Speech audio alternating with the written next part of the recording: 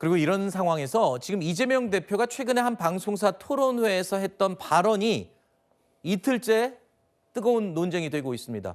대통령의 당선이 될 경우에 현재 진행 중인 재판은 중지돼야 한다라는 뜻을 내비치는 발언을 했죠. 바로 이 발언이었습니다. 먼저 지금 2심 선고를 앞두고 있는 선거법 2심 결과 어떻게 되더라도 대선 출마는 문제되지 않을 것이다 라고 말하면서 이 말을 한 겁니다.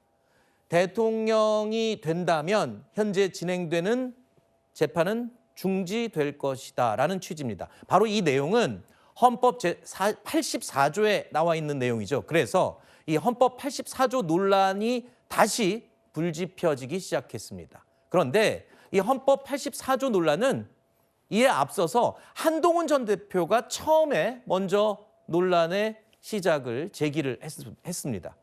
자, 법조계에서도 그리고 정치권에서도 대통령이 만약에 당선되더라도 재판이 중지될지 여부는 논쟁이 지금 팽팽하게 이루어지고 있는 상황이죠.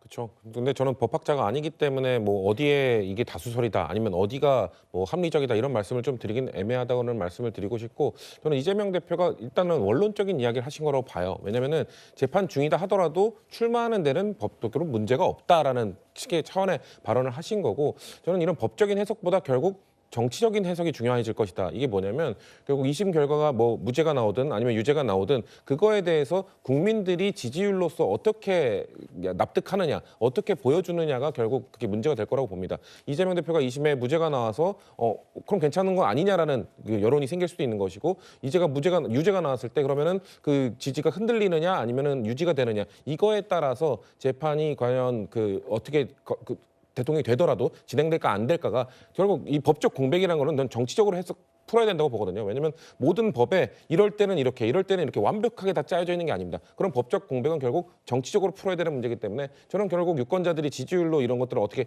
해석해 주시냐에 달려 있다고 저는 보고 있습니다. 네. 저는 개인적으로 이재명 대표가 저 문제를 스스로 제기를 하셨어요. 이전에 작년도 6월 달에는 한동훈 전 대표가 제기했었거든요.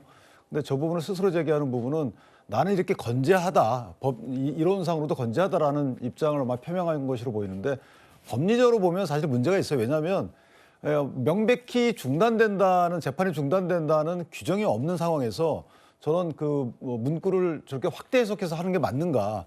특히나 이제 저희가 탄핵 심판과 탄핵 소추는 구별해서 법문에 규정돼 있고요. 그다음 형사소송법에도 형사소추와 형사소송 구별해서 규정돼 있는 이런 여러 가지 법 체계를 감안한다 하더라도 저렇게 헌법 조문을 해석을 하는 게 맞는가, 이런 의문이 하나 있는 것이고, 만약에 소와 추를 저렇게 그 한자를 해석한다 하더라도 그것은 기소유예 소추 소송 진행까지 표현하는 것이지, 이미 재판받고 있는 것은 저 부분에 포함된다 시키는 것은 과대한 확대 해석이다라고 생각합니다. 알겠습니다.